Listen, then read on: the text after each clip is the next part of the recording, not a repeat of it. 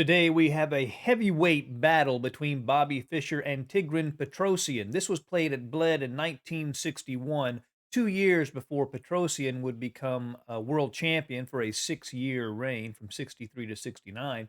And Bobby Fischer had never defeated Petrosian before this game was played.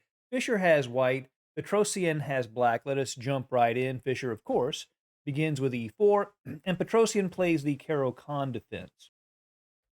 D4, D5, knight C3, DE4, knight E4, and knight to D7. And this is an opening that is designed basically to be very safe for Black. Black is trying to trade off pieces and make sure he doesn't have any weaknesses in his own structure. He wants to develop the G8 knight to F6 next and trade off this knight at E4, knight F3, knight GF6, and that is what happens. And it is replaced with the knight. Fischer plays bishop to c4. We see him aiming directly at the most sensitive square in Black's position, the f7 square. But there's no direct threat yet, so Petrosian plays bishop to f5. The idea, of course, is to get the bishop outside of the pawn chain before he plays e6, so it's more actively placed. Fischer plays queen to e2. Of course, that places the queen opposite the king. It also makes it possible for white to castle on either side of the board as well. E6 to allow this bishop at f8 to come out. Now bishop to g5, immediately pinning the knight at f6. And here Petrosian violates an opening principle, but there's a good reason for it. He moves a piece that has already been developed. Bishop to g4, offering to take off that knight at f3, and he's willing to give up the bishop pair because he's trying to control certain squares. He's undermining the defense of this d4 pawn. Fischer goes ahead and castles long, which allows his rook to defend that d4 pawn, and maybe he gets opposite sides castling. And Fischer is fully developed. Bishop to e7, Petrosian relieves the pin on that f6 knight. Fischer is a little bit better. I mean, he's got the bishop pair and a little bit more space, but it's not much. Fischer plays h3, a strong idea. He wants this really forces the bishop pair, because if Petrosian tries to keep his light squared bishop, Fischer just plays g4. After bishop g6, knight to e5, white has far too much pressure. The knight can take the bishop, h4, h5 is coming. He wants no part of that, so he goes ahead and takes the knight at f3. Queen takes f3. So now Fischer has the bishop pair. But Petrosian knew he was going to be able to get rid of that with his next very strong move, knight to d5, centralizing the knight and opening up this tension between the bishop at e7 and the bishop at g5. And there's really no way for Fischer to keep the bishop pair. The only move to even try to do it is bishop to d2, but then Petrosian could play bishop to g5, pinning the bishop to its own king, and it would come off the board. So because of that, Fischer goes ahead and takes on e7 himself. Queen takes e7, so now it's a bishop versus knight and a little bit more space advantage for Fischer. King to b1, standard idea when you castle long to keep a2 defended. Rook to d8, aiming at the d4 pawn, although that does mean Petrosian is not going to castle queenside. We know that now. Fischer plays queen to e4, centralizing the queen and maybe already anticipating short castling from Black, where he might position his bishop at d3 and aim at the h7 square. Petrosian, leaving his king in the center, plays b5, hitting that bishop and expanding his pawns on the queen side, aiming at Fischer's king. Bishop goes back to d3. Now a5, continuing his queen side expansion. These pawns can advance. Maybe even a knight sack on c3 is a possibility. But c3 is played by Fischer, strengthening that d4 pawn. And here b4 does not work because of c4. And then when the knight moves, Fischer would take on c6 with check. So the first thing Petrosian does is play queen to d6. That defends the pawn at c6.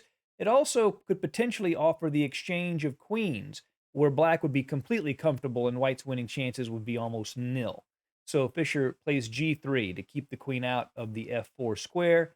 Now b4 is played. Since the pawn at c6 is defended by the queen, c4, and the knight goes to f6, attacking the queen, but also attacking the d4 pawn twice. How does Fischer save this pawn? Well, the truth is, he may not want to.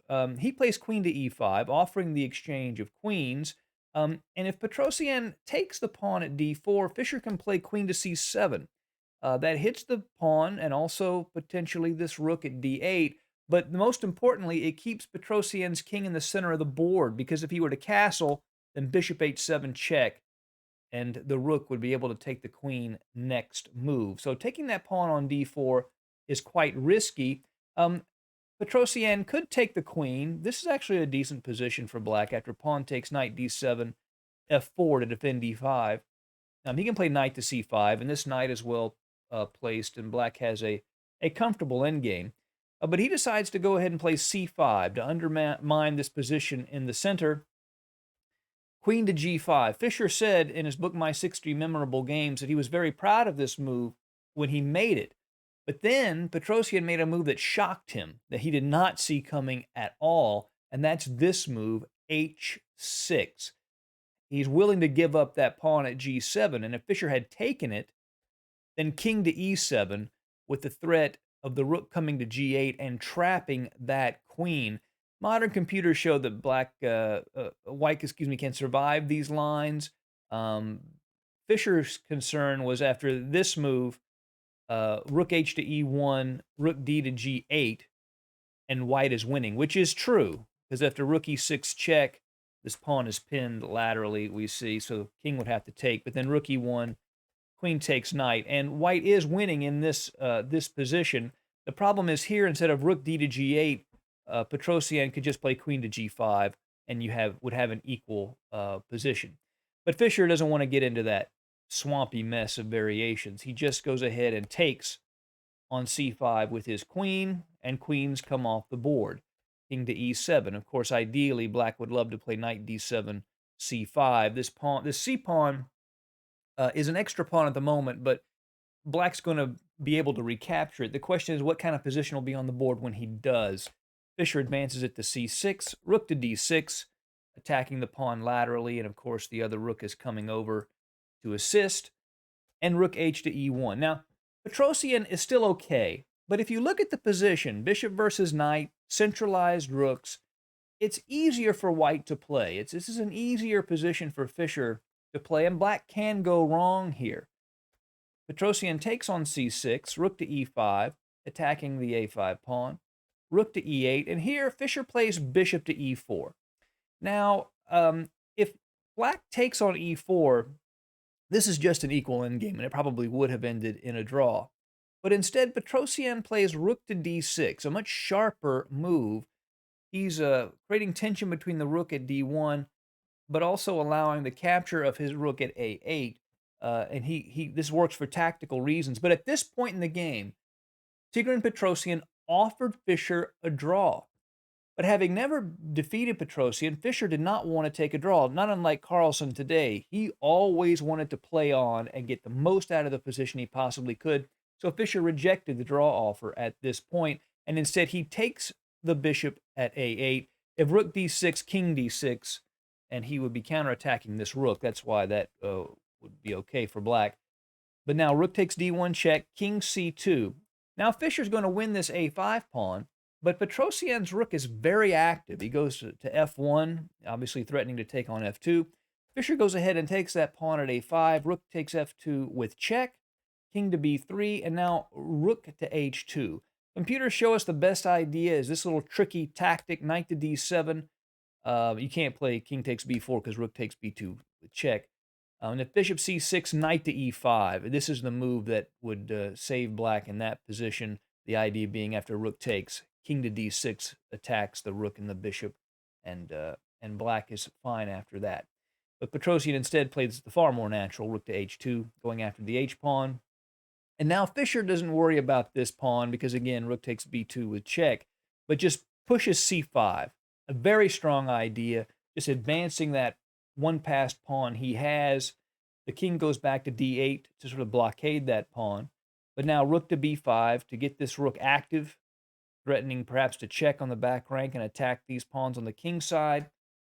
Petrosian takes on h3, rook to b8 check, king to c7, and rook to b7 check. Now, if Petrosian had played king to c8, maybe he could have played on, but Fischer is completely winning here. He's going to just completely consume these pawns, and black would be lost. And in fact, Petrosian plays king to c6, and Fischer speculated. Petrosian knew what was about to happen, but he wanted to, he didn't want to lose slowly. He wanted to lose quickly. And after king to c4, black resigns. And the reason is this is actually a forced mate. There is nothing black can do to avoid. As soon as this rook moves away, this king is going to be mated by a discovered check. If he plays b3, for example, rook to f7 is mate. And that's it. All he could do, basically, he could delay it by one move with a spite check. But rook f7 mate is coming. So Fischer rejected the draw and finally defeated the great Tigran Petrosian, who's not won the last couple of games on this channel. We're going to have to rectify that. We'll get some Petrosian wins here pretty soon. Hope you've enjoyed the game. See you again soon at Chess Dog. Goodbye.